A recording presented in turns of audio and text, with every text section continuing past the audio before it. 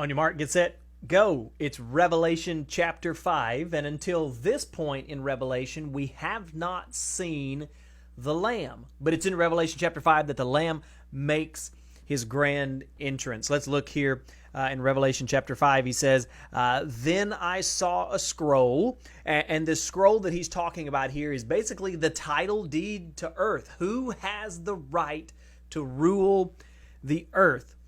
He says, I saw a scroll in the right hand of the one who was sitting on the throne, and there was writing on the inside and the outside of the scroll, and it was sealed with 7 seals. And as each one of these seals is broken, we're going to see moving forward, a new disaster was brought on the earth. In verse 2, he says, I saw a strong angel who shouted with a loud voice, who is worthy to break the seals on this scroll and open it? I think it's interesting. Or the question is interesting in that we should note he asked who is worthy, not who is willing. Because throughout history, there have been lots of people who were willing to try to rule the earth. I mean, you look at Genghis Khan and Hitler and just a multitude of people who would have stepped up to be willing to rule. But this angel says, who is worthy? Many are willing to rule the earth, but only one is worthy. So he asked this question. He said, who is worthy to break the seals? He's talking to, remember the cherubim, the 4 of them that were there from chapter 4.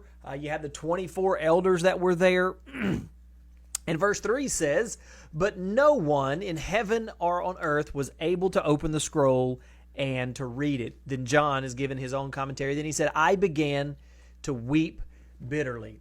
I would dare say these are probably the only tears of sadness that were in heaven, because John realized there were people who were willing, but there was no one worthy. Verse 5 says, but one of the 24 elders said to me, stop weeping.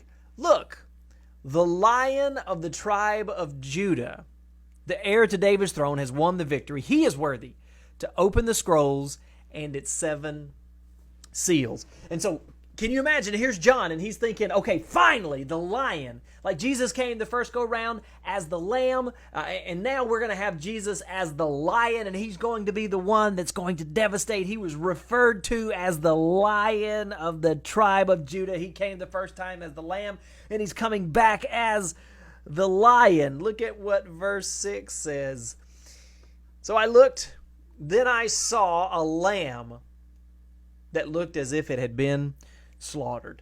Here is John thinking, man, okay, here's the lion, finally. And he turns, and behold, the lion was actually the lamb. John was expecting to see like a decisive, big teeth, big hair, loud roar, muscular lion. And what he saw was a mangled lamb that appeared as though it had been slaughtered. He was covered in the business of dealing with your sin and mine. Matter of fact, if you look through the Bible, Jesus is referred to as the lion twice in the Old Testament, twice in the Gospels, once in Acts, and once in the epistles, the letters to the churches. But Jesus is referred to as the lamb 28 times just in the book of Revelation.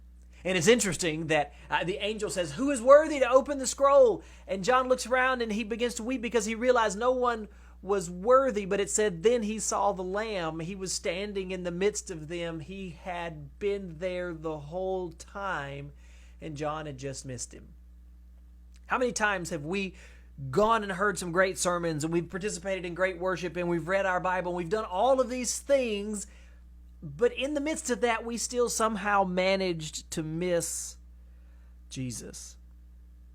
Verse 7 says, he stepped forward and took the scroll from the right hand of the one sitting on the throne. And when he took the scroll, the 4 living beings and the 24 elders, they fell down before the Lamb. Here are these guys, these angels, these cherubim, these elders, and the only thing they can do when they see the Lamb again is worship. One had a harp, and they had gold bowls filled with incense, which are the prayers of God's people, and they sang a new song.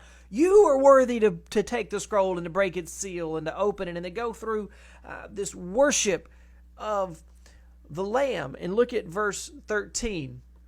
He says, and then I heard every creature. I don't know where you are, but if it's not weird where you're sitting, say every creature. I heard every creature in heaven and on earth and under the earth singing.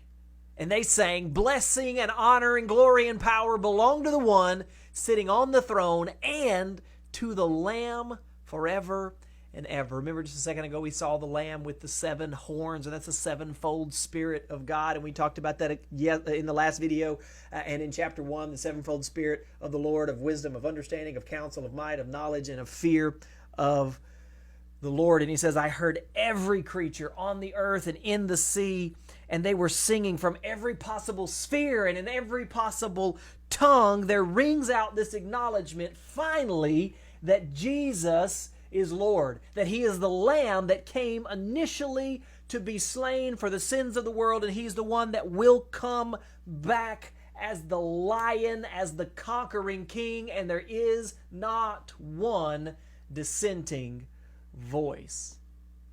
That's what Revelation chapter 5 says. So choose you this day who you'll serve, and remember, I'm pulling for you because we're all in this together.